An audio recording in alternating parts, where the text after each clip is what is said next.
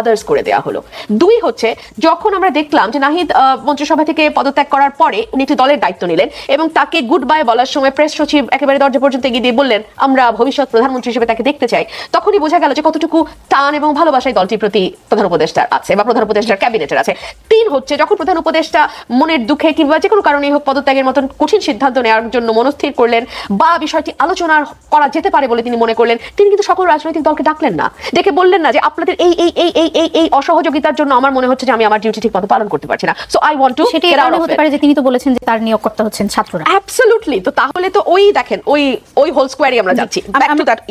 আরেকটা একটু আমরা সচিবালয় ঘিরে সমন্বয়কদের দেখতে পাচ্ছি, আমরা দেখতে পাচ্ছি একজন উপদেষ্টা যিনি ছাত্র প্রতিনিধি হিসেবে আছেন, তার এলাকায় নানান রকম নৃশংস কর্মকাণ্ডের অভিযোগ উঠছে। আমি একজন আইনজীবী হিসেবে তাকে দোষী বলছি না, আমি বলছি অভিযোগ উঠছে। এই অভিযোগের কোন রকম কোন তদন্ত, কোন রকম কোন জবাবদিহিতার মধ্যে তাকে আনা এখন পর্যন্ত আমরা সেটা দেখি। তিনি এখন অফিশিয়ালি এনসিপির কেউ নন, কেউ না, কিন্তু তিনি ছাত্র প্রতিনিধি এবং ছাত্র প্রতিনিধিদের প্ল্যাটফর্মটাই হচ্ছে এনসিপি, তাই না?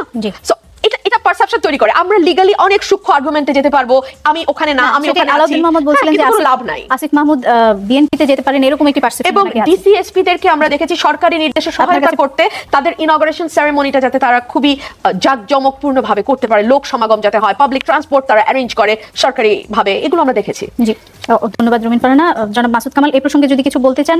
তাছাড়া আরেকটি জিনিস জানতে চাই, যেটি রুমিন ফারহানা এরই মধ্যে বলেছেন যে অন্তর্বর্তী সরকারের তথ্য এবং সম্প্রচার উপদেষ্টা মাহফুজ আলম তিনি বলেছেন যে 1-11 পদধ্বনি শোনা যাচ্ছে। আজ 6:45 তিনি তার ফেসবুকে পোস্ট দেন, এর কিছুক্ষণ পরে তিনি পোস্টটি এডিট করেন, সেখানে লিখেন যে 1-11 পদধ্বনি শোনা যাচ্ছে, তবে জুলাই জয়ী হবে, জনগণের লড়াই পরাজিত হবে না। এদিকে বিএনপির সালাউদ্দিন আহমেদ মন্তব্য করেছিলেন যে 1-11 নিয়ে উপদেষ্টা মাহফুজ যে পোস্ট দিয়েছে তা হয়তো ঘণ্টাখানেক পরে আবার তিনি ডিলিটও করবেন, এবং তিনি সত্যি সত্যি ডিলিট করেছেন। আপনি কি এরকম কোনো পদধ্বনি শুনতে পাচ্ছেন কিনা? এবং এই প্রসঙ্গ নিয়ে সাম্প্রতিক সময় আমরা আরো কথা শুনছি যে ষড়যন্ত্র হচ্ছে। সালাউদ্দিন সাহেব এটা ভুল করছেন, ঘণ্টাখানেক পরে 3 ঘন্টা পরে সে ডিলিট করছে। সেই অনেক সাহসটা অনেকক্ষণ ছিল।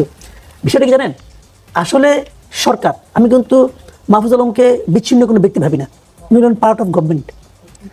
সরকার আসলে মানুষকে ভয় দেখাচ্ছে, আর কিছু না। এটা সরকার মানুষকে একটা ভয় দেখাচ্ছে যে 111 কিন্তু আসলো বলে কাজে আমাদেরকে তোমরা সাপোর্ট দাও, আমাদের টিকে থাকতে হবে, এই হলো মূল বক্তব্যটা। এবং এই ভয়টা নানাভাবে আকারে ইঙ্গিতে পোস্ট দিয়ে আবার সেটাকে তুলে দিয়ে, এটাও কিন্তু দেখেন উনি তুলে দিয়েছে, কিছু যায় আসে না। কিন্তু উনি কি ভাবছেন সেটা তিনি প্রকাশ করেছেন। উনি আধা ঘন্টা পর তুলে দিলেন কি দিলেন এটা কিন্তু ইম্যাটেরিয়াল। উনি কি ভাবছেন সেটা প্রকাশ হয়ে গেছে। কিন্তু আমি অনেক কিছুই চাই, কিন্তু সামাজিক ভয়ে আমি হয়তো বলি না, করি না। কিন্তু কাজে আমি কি করি না এটা ইম্পর্টেন্ট না, আমার নিয়তটা হলো ইম্পর্টেন্ট, আমার মনের মধ্যে কি চলছে সেটা হলো ইম্পর্টেন্ট। ওই যে প্রধান উপদেষ্টা একবার সবার কাছে চান্দা চাইছিল না, আন্দা দেন, ওটা হলো ইম্পর্টেন্ট। তার মনে ওটা চলে, তার মনে হলো এনজিও কোম্পানি, হলো এনজিও মানসিকতা। মানুষের কাছ থেকে নিব কত নেওয়া যায়, একটা ইস্যু দেখে কত নেওয়া যায়, এগুলো এনজিও মানসিকতা।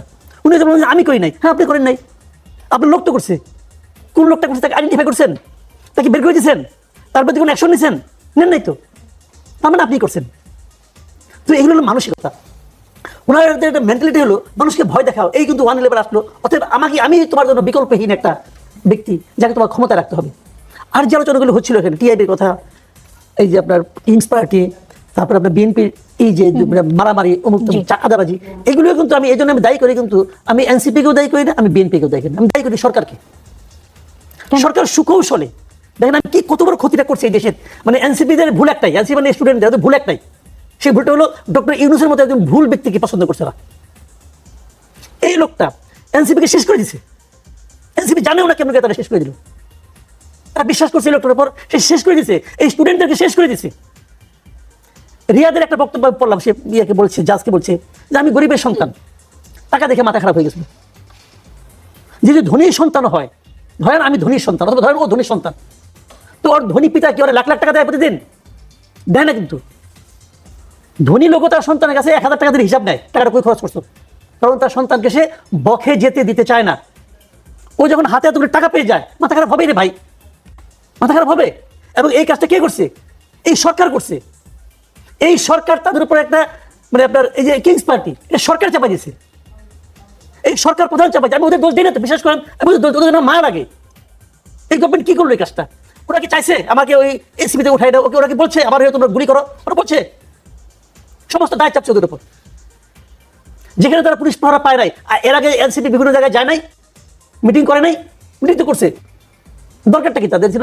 এগুলি সরকার করছে, কেন করছে সেটা বিএনপি যে বলছে কেন করেছে এবং সরকারের সব বিষয়ে আপনি কি অতিমাত্রায় আমি এর আগেও আরেকটি প্রোগ্রামে আপনাকে প্রশ্ন করেছিলাম যে ওরকম যত দোষ নন্দ ঘোষ এরকম যত দোষ আপনি সরকারের ঘাড়ে ইদানিং চাপিয়ে দিচ্ছেন কিনা এবং সেই ন্যারেটিভ কোনোভাবে কি আওয়ামী লীগকে সহায়তা করছে কিনা সেই প্রসঙ্গে আমরা আসবো একটা বিরতি থেকে ফিরে এসে। দর্শক একটা বিরতিতে যাচ্ছি, ফিরছি কিছুক্ষণ পর, সাথে থাকুন। দর্শক ইস্পাহানি মির্জাপুর চা মুক্তবাক অনুষ্ঠানে আবারও ফিরে এলাম। বিরতির আগে কথা হচ্ছিল জনাব মাসুদ কামাল আপনার সাথে, এবং আপনি বলছিলেন যে এনসিপি যে একটি কিংস পার্টি হিসেবে আবির্ভূত হয়েছে বা তাদেরকে বলা হচ্ছে, এটির দায় আপনি আসলে তাদেরকে যতটা দিবেন তার চেয়ে অনেক বেশি দিতে চান সরকারকে, ডক্টর মোহাম্মদ ইউনূসকে। এবং আমি আপনাকে বলছিলাম যে আপনি খুব অনেক ক্রিটিক্যাল সরকারের ব্যাপারে আমরা দেখি সবসময়ই, এবং সম্প্রতি আমরা দেখছি যে সুশীল সমাজ হিসেবে যাদেরকে আমরা জানি তারা সবাই সরকারের বিষয়ে অনেক বেশি ক্রিটিক্যাল হচ্ছেন। ডক্টর দেবপ্রিয় ভট্টাচার্য যেমন বলেছেন যে অন্তর্বর্তী সরকার যতদিন ক্ষমতায় থাকবে সংকট ততই গভীর হবে। স্বাধীন মালিকও একই ধরনের কথা বলেছেন যে ভালো মন্দ যেই হোক রাজনীতিবিদদেরই দেশ চালাতে হবে। এমনকি প্রফেসর আনু মোহাম্মদ তিনিও বেশ কট্টর ভাষায় সরকারের সমালোচনা করেছেন। এটার আসলে কারণটা কি যদি একটু বলেন? না, ওনারা কেন বলছেন সেই কারণে বলতে পারবো না, আমি আমারটা বলতে পারি। এই সরকার যেদিন গঠন হলো আমি সেদিন থেকে ক্রিটিক্যাল, কারণ ওই দিন থেকে আমার মনে হয়েছে যে এই লোকগুলি পারবে না। কোন লোকগুলি পারবে না পারবে সেটাতে বোঝার ক্ষমতা আছে রে ভাই আমার। আমি এই দেশে 36 বছর ধরে সাংবাদিকতাই করি। কেন আপনার মনে হলো যে এই লোকগুলিকে চিনি আমি, ম্যাক্সিমাম লোকগুলিকে আমি চিনি। এদের এমন কোনো অতীত নাই যারা ভয়ঙ্কর ভালো কোনো কাজ করে ফেলবে। শুনেন, এটা একটা নর্মাল গভর্নমেন্ট ছিল না। এই গভর্নমেন্টের উপর, নর্মাল একটা গভর্নমেন্টের উপর যে দায় দায়িত্ব থাকে, এদের উপর দায় দায়িত্ব ছিল আরো অনেক বেশি, এবং এরা সবাই এই কাজের জন্য অযোগ্য। এরা মেন্টালি প্রিপেয়ার ছিল না, কেউ না, ইনক্লুডিং ডক্টর ইউনূস। এরা মেন্টালি প্রিপেয়ার ছিল না। ইউনূস সাহেব যদি মেন্টালি প্রিপেয়ার থাকতো তাহলে ফ্রান্সের ওই সময় ডাক্তারের কাছে যাইতো নাকি অপারেশন করার জন্য?